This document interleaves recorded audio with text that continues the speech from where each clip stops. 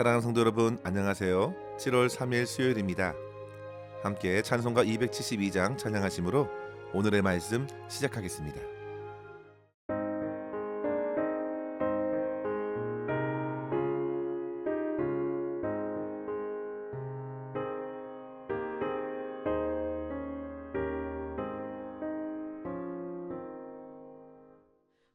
고통의 목에 벗으려고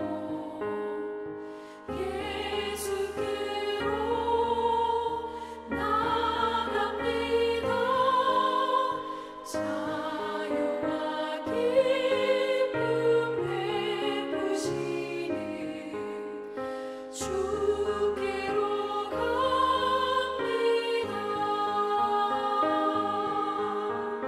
병든 내 몸이 튼튼하고 빈곤한 삶이 부해지며 죄악을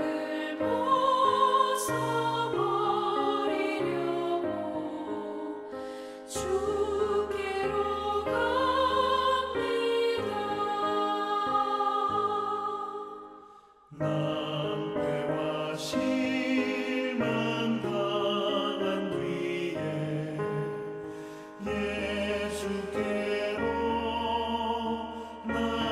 나갑니다. 십자가 은혜 받으려고 주께로 갑니다. 슬프던 마음 위로받고 이생의 풍파 잔잔하며 영광의 찬송 부르려고 주께로 갑니다.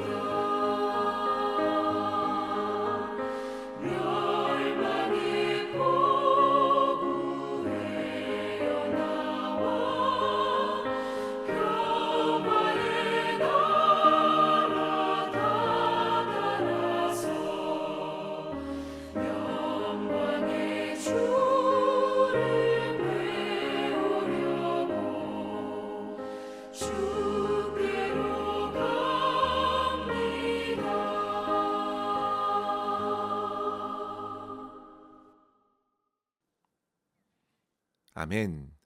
이 시간 함께 나눌 말씀은 열왕기하 6장 24절에서 7장 2절입니다.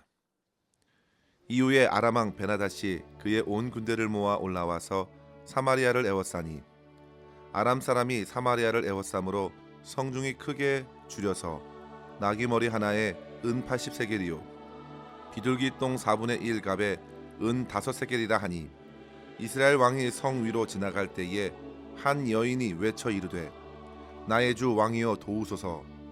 왕이 이르되 여호와께서 너를 돕지 아니하시면 내가 무엇으로 너를 도우랴. 타작마당으로 말미암아 하겠느냐 포도주 틀로 말미암아 하겠느냐 하니라. 또 이르되 무슨 일이냐 하니 여인이 대답하되 이 여인이 내게 이르기를 내 아들을 내놓아라. 우리가 오늘 먹고 내일은 내 아들을 먹자 하매 우리가 드디어 내 아들을 삶아 먹었더니 이튿날에 내가 그 여인에게 이르되 내 아들을 내놓아라. 우리가 먹으리라 하나 그가 그의 아들을 숨겼나이다 하는지라. 왕이 그 여인의 말을 듣고 자기 옷을 찢으니라. 그가 성 위로 지나갈 때에 백성이 본즉 그의 속살에 굵은 배를 입었더라. 왕이 이르되 사밧의 아들 엘리사의 머리가 오늘 그 몸에 붙어 있으면 하나님이 내게 벌 위에 벌을 내리실지로다 하니라. 그때에 엘리사가 그의 집에 앉아 있고 장로들이 그와 함께 앉아 있는데 왕이 자기 처소에서 사람을 보냈더니 그 사자가 이르기 전에 엘리사가 장로들에게 이르되 너희는 이 살인한 자의 아들이 내 머리를 베려고 사람을 보내는 것을 보느냐? 너희는 보다가 사자가 오거든 문을 닫고 문 안에 들이지 말라. 그의 주인의 발소리가 그의 뒤에서 나지 아니하느냐 하고 무리와 말을 할 때에 그 사자가 그에게 이르니라. 왕이 이르되 이 재앙이 여호와께로부터 나왔으니 어찌 더 여호와를 기다리리요. 엘리사가 이르되 여호와의 말씀을 들을지어다. 여호와께서 이르시되 내일 이맘때에 사마리아 성문에서 고운 밀가루 한 스아를 한 세겔로 매매하고 보리 두 스아를 한 세겔로 매매하리라 하셨느니라. 그때에 왕이 그의 손에 의지하는 자 곧 한 장관이 하나님의 사람에게 대답하여 이르되 여호와께서 하늘에 창을 내신들 어찌 이런 일이 있으리요 하더라. 엘리사가 이르되 내가 내 눈으로 보리라. 그러나 그것을 먹지는 못하리라 하니라. 아멘. 오늘 말씀은 어제의 말씀과는 그 분위기가 완전히 다릅니다. 앞서 엘리사는 도단성을 포위했던 아람 왕의 모든 군대들의 눈을 멀게 하여 그들을 사마리아로 이동시켰고 고립시켰습니다. 그러나 엘리사는 그들을 해치지 않고 오히려 관용을 베풀어 주면서 그들 모두를 살려보낸 것입니다. 그리고 나서 성경은 이로부터 아람의 군대는 한동안 이스라엘 땅에 들어오지 못하게 되었다 증거합니다. 그런데 오늘 말씀에 보시면 아람의 베나닷은 온 힘을 길러서 모든 군대를 모아 사마리아를 에워싸고 있는 것입니다. 이제 사마리아 성 안의 사람들은 완전히 고립되었고 자연스럽게 식량이 부족하기 시작했습니다. 25절 말씀에 보시면 부정하게 여겼던 나귀 머리 하나도 은 80세겔이나 했고 영양가 없는 비둘기 똥도 4분의 1 값에 은 5세겔이나 주어야 했으니 성 안은 실로 아비규환이 따로 없었을 것입니다. 이는 그들의 절대적인 결핍 상태에 이르렀다는 사실을 보여주는 것이죠. 성 위로 순찰했던 왕에게 한 여인의 고백은 참으로 참담했습니다. 그녀는 왕에게 도움을 요청했지만 왕은 아무런 도움을 주지 못했습니다. 심지어 어떤 여인은 자기 아들을 삶아 먹어야 했던 일로 울부짖었습니다. 성도 여러분, 자기 아들을 먹을 정도였으니 그곳에서의 내일은 없었습니다. 그런 절망적인 상황에서 본문의 왕의 태도를 한번 보십시오. 그는 자기의 옷을 찢고 괴로워했습니다. 그리고 그 상황에서 그 모든 책임을 엘리사에게 묻는 것입니다. 하나님의 선지자가 이러한 지경에 이르기까지 무엇을 했느냐는 것입니다. 이러한 메시지를 전달받은 한 장관이 이제 엘리사에게 이르렀는데요. 오히려 엘리사는 당당하게 하나님의 말씀을 그에게 전해줍니다. 바로 내일 이맘때에 물가가 잡힐 것이다. 너무나도 급격히 안정될 것이라는 그 메시지에 그 장관은 도무지 믿을 수가 없었습니다. 7장 2절에 보시면 여호와께서 하늘에 창을 내신들 어찌 이런 일이 있으리요. 하나님을 향한 불신이 가득한 고백이죠. 그러자 그는 그 고백대로 하나님의 역사를 누리지 못하게 된 것입니다. 성도 여러분, 이러한 오늘의 메시지가 저와 여러분에게 주시는 교훈이 무엇일까요? 절망적 상황에 처한 성도들이 어떠한 태도로서 그 상황을 통과해야 할까? 오늘 본문을 통하여 우리는 두 가지의 도전을 함께 얻고 실천했으면 좋겠습니다. 첫째로 성도 여러분, 절망적 상황에서 환경이나 주변에 탓을 돌리지 말고 오직 하나님의 도우심을 구해야 되겠습니다. 사마리아 성 안에는 참으로 엽기적인 일들이 벌어졌습니다.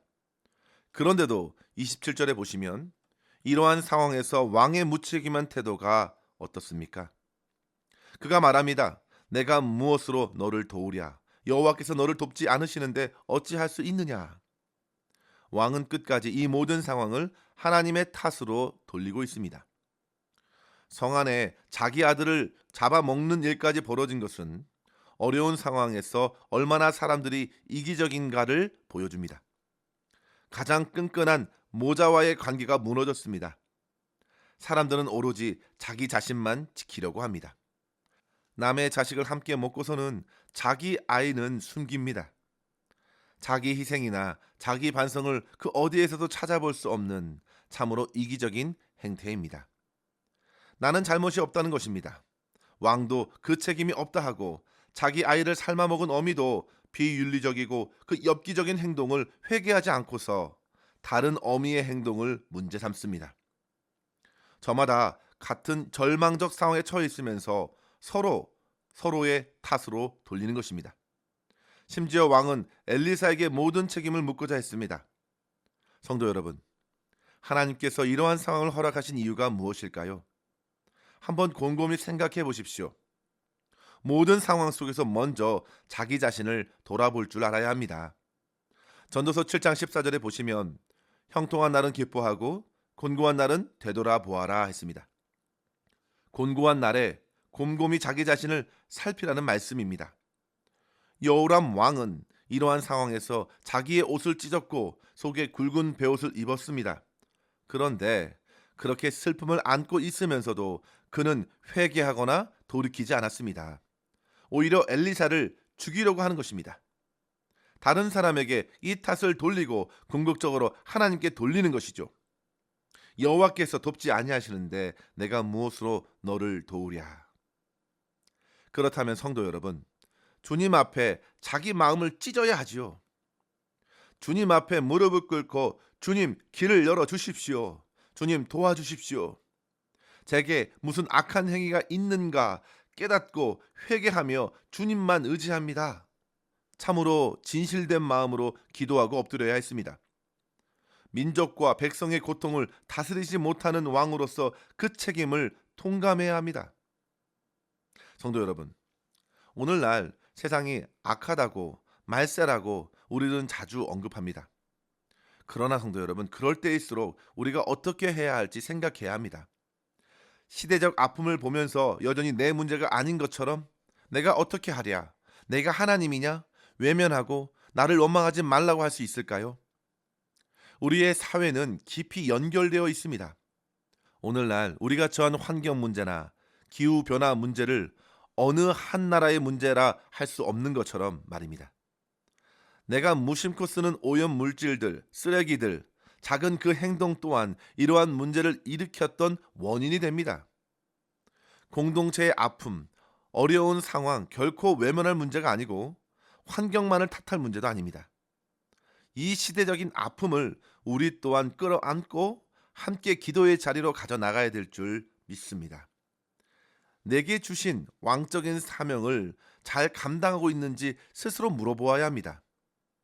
절망적 상황에서 나만 살겠다고 약한 아이들을 해하고 방치하면서 하나님 앞에 부모로서 어떻게 설 수 있을까요? 내가 살려고 다른 소중한 존재를 해하는 것을 하나님께서 어떻게 보실지 한번 생각해 보십시오. 우리 주 예수님께서는 오히려 원수와 같은 저와 여러분을 위하여 하나님의 보좌를 버리셨고 낮고 낮은 곳으로 내려오셨습니다. 자기를 비워 종의 형체를 입으셨습니다. 우리 주님께서는 저와 여러분을 살리시기 위해서 자기의 소중한 몸을 십자가에 내던지셨습니다. 그 주님의 은혜로 우리가 오늘을 살아가는데 과연 절망적 상황에서 끝까지 환경을 탓하고 다른 사람들을 탓하고 하나님께 원망만을 쏟아낸들 그것이 얼마나 유익이 되겠습니까? 성도 여러분, 우리는 생각해야 합니다. 그리고 내 영혼을 찢고 철저히 하나님께 나아가 회개하며 도움을 요청해야 합니다. 주님의 선하신 뜻을 구하십시오. 여호람은 여전히 단과 베델의 우상을 제거하지 않았습니다. 그는 교만하게도 어려운 처지를 두고서도 하나님의 선지자를 해하면서 분을 풀려고 합니다. 7장 2절에 보시면요. 그때에 왕이 그의 손에 의지하는 자 한 장관을 자기의 뜻을 전하려고 엘리사에게 보내었는데요. 그렇게 사람을 의지하면서도 그는 끝까지 하나님을 의지하지 않는 것을 우리는 보게 됩니다. 여호람이 의지하는 한 장관은 하나님을 너무나도 몰랐습니다. 심히 무지했습니다. 그런 사람을 의지하고서 엘리사를 해하려는 왕은 반드시 깨달아야 했습니다. 성도 여러분, 절망적 상황에서 우리는 기도해야 합니다. 존 스토트는 하나님과 인간 사이의 가장 큰 문제는 인간이 하나님을 찾지 않는 데에 있다 했습니다. 하나님을 찾고 찾아서 그분의 뜻을 구하십시오. 주님의 도우심을 구하고 주의 불쌍히 여기심을 바라며 엎드리는 것입니다. 하나님께서는 극한 상황을 통해서 무엇보다 사랑하는 영혼들의 그 믿음을 연단시키시고 더욱 단단하고 거룩한 신앙을 세워가길 원하십니다. 욥은 이유 모를 고난 앞에서 분명한 사실 하나를 고백하지요. 욥기 23장 10절 말씀에 내가 가는 길을 오직 그가 아시나니 그가 나를 단련하신 후에는 내가 순금같이 되어 나오리라. 사랑하는 성도 여러분, 어렵고 절망적 상황에서 더욱 믿음이 필요하다는 사실을 깨닫고 주님 앞에 엎드려 더 굳센 믿음을 구하며 끝까지 하나님의 선하신 손에 모든 것을 맡기며 절망 가운데서도 믿음의 열매를 맺고 회복의 은혜를 누릴 수 있기를 주의 이름으로 간절히 축원합니다. 둘째로 성도 여러분, 우리는 절망적 상황에서 내 삶에 허락하시는 하나님의 말씀을 잘 듣고 믿고 순종해야겠습니다. 우리는 절망 앞에서 주님께서 원하시는 것이 무엇인지 진지하게 묻고 하시는 말씀을 들어야 합니다. 그런데 여호람은 엘리사를 죽이기 전에 그의 사자를 보내어 엘리사를 살피고자 했습니다. 그러나 이미 엘리사는 이 모든 사실을 알았습니다. 32절 중간에 보시면 그가 장로들에게 말하지요. 너희는 이 살인한 자의 아들이 내 머리를 베려고 사람을 보내는 것을 보느냐. 여호람은 실제 살인자 아합의 아들이었고 아하시엘의 아우였습니다.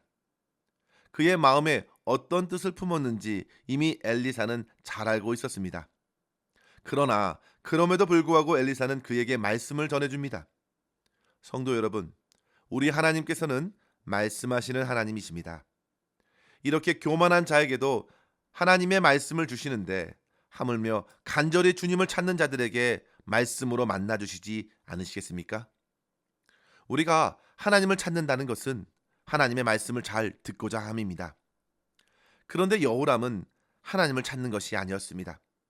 그저 분노로서 엘리사에게 모든 책임을 묻고 그를 제거하려 했습니다. 그러나 그의 장관에게 엘리사는 소망의 메시지를 전해주죠. 그것은 실로 절망 중에 복음이었습니다.